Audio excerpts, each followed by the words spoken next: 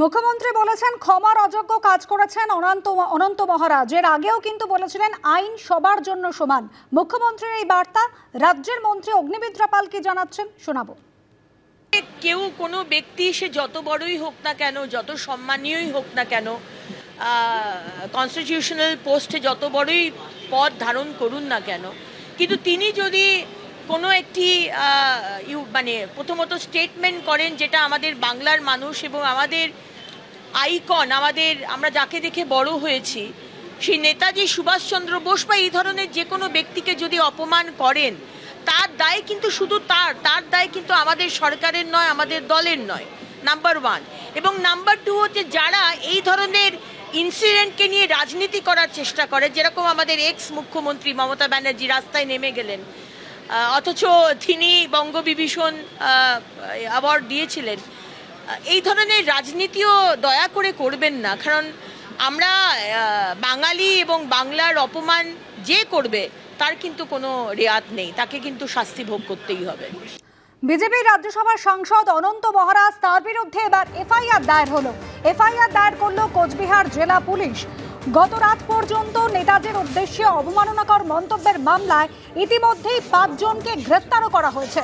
পার্থপ্রতিম ঘোষ আমাদের প্রতিনিধি রয়েছেন আমাদের সঙ্গে টেলিফোন লাইনে। পার্থপ্রতিম, গত বুধবারই মুখ্যমন্ত্রী একেবারে স্পষ্ট হুঁশিয়ারি দিয়েছিলেন যে আইন সবার জন্য সমান, বিএনএস এর ধারা অনুযায়ী পুলিশ ব্যবস্থা নেবে। এফআইআর রুজু হয়েছে, আর কি পদক্ষেপ পুলিশের? তো পুলিশের তরফ থেকে বলা হচ্ছে যে বিষয়টা, সেটা হচ্ছে বিজেপির রাজ্যসভার সাংসদ অনন্ত মহারাজ, তার বিরুদ্ধে হচ্ছে কিন্তু এফআইআর রুজু হয়েছে এবং বিএনএস এর সেকশনে তার বিরুদ্ধে এফআইআর রুজু হয়েছে। অর্থাৎ নেতাজি সুভাষচন্দ্র বসুকে নিয়ে যে বক্তব্য তিনি রেখেছিলেন, যে বক্তব্য সামনে এসেছিল, তার পরবর্তীকালে একবারে সমালোচনার ঝড় বয় এবং তার পরবর্তীকালে হচ্ছে যে গতকালকে যেমনটা জানতে পারছি অনন্ত মহারাজ, তার বিরুদ্ধে কিন্তু এফআইআর রুজু করা হয়েছে।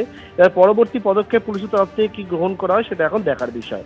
এই মর্মে আরো একাধিক যে সোশ্যাল মিডিয়ায় যে পোস্টগুলো হয়েছে নেতাজি সুভাষচন্দ্র বসুকে নিয়ে, সেই সমস্ত পোস্ট, বহু পোস্ট, সেগুলো হচ্ছে পুলিশ জানাচ্ছে তারা ডিলিট করেছে এবং 9টি এফআইআর হয়েছে এবং যার মধ্যে 5 জনকে ইতিমধ্যে গ্রেপ্তার করা হয়েছে এবং যাদের বিরুদ্ধে এই এফআইআর গুলো হয়েছে আলাদা আলাদা করে, তারা হচ্ছে নেতাজি সুভাষচন্দ্র বসুকে নিয়ে যে মন্তব্য করেছিলেন, অবমাননাকর মন্তব্য করেছিলেন এবং তার জেরেই হচ্ছে এই গ্রেপ্তারি, তেমনটাই পুলিশের তরফ থেকে বলা হচ্ছে।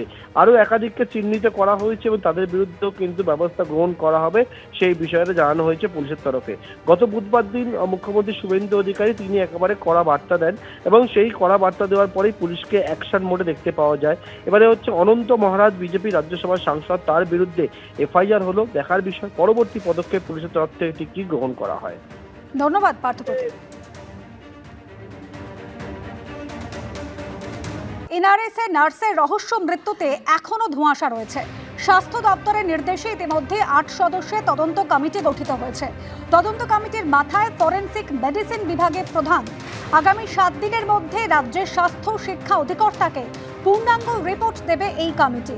নার্সের রহস্য মৃত্যুতে নজর এবার গাইনি সিবি বিল্ডিং এর অ্যান্টিনেটাল ওয়ার্ডের সিসিটিভি ফুটেজে। 12ই আগস্ট সন্ধ্যে 7টা থেকে 13ই আগস্ট সকাল 8টা পর্যন্ত ফুটেজে নজর দেওয়া হচ্ছে। আর ওই সময়ের মধ্যে ফুটেজে কি দেখা গেছে তা লিখিত আকারে পাঠাতে হবে স্বাস্থ্য ভবনে। মৃত্যুর আগে নার্স রূপালী বর্মন যে শিফটে ছিলেন, সেই শিফটে সমস্ত স্বাস্থ্যকর্মীর বয়ান নেওয়া হবে। কোথা থেকে ইনজেকশনে ভায়াল নিয়েছিলেন মৃত নার্স রূপালী, ভায়াল নেওয়ার সময় কোনো রেজিস্টার মেনটেন কি করা হয়েছিল, তা জানতে চেয়েছে স্বাস্থ্য ভবন। নার্সের রহস্য মৃত্যুর ঘটনার প্রেক্ষিতে অ্যান্টিনেটাল ওয়ার্ডে 2 জন কনস্টেবল মোতায়েন করা হয়েছে। স্বাস্থ্য দপ্তরের নির্দেশে ইতিমধ্যে 8 সদস্যের তদন্ত কমিটি গঠন করা হয়েছে। 7 দিনের মধ্যে তারা রিপোর্ট দেবে।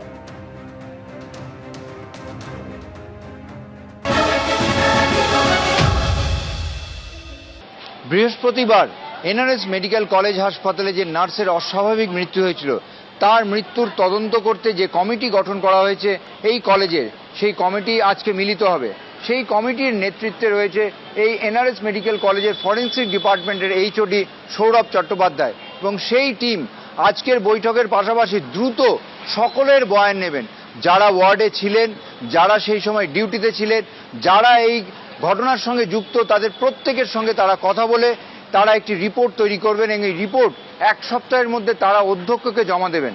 গতকাল স্বাস্থ্যমন্ত্রী এই বিষয়ে ঘোষণা করেছিলেন এবং আজকে যেটা জানতে পারছি, ইতিমধ্যে ফরেনসিক যে টিম, সেই ফরেন্সিক টিম একটি আসতে পারে। গতকালও তাদের আসার কথা ছিল, আজকে তারা ফের আসবেন এমনটাই জানা যাচ্ছে এনআরএস মেডিকেল কলেজ হাসপাতাল সূত্রে।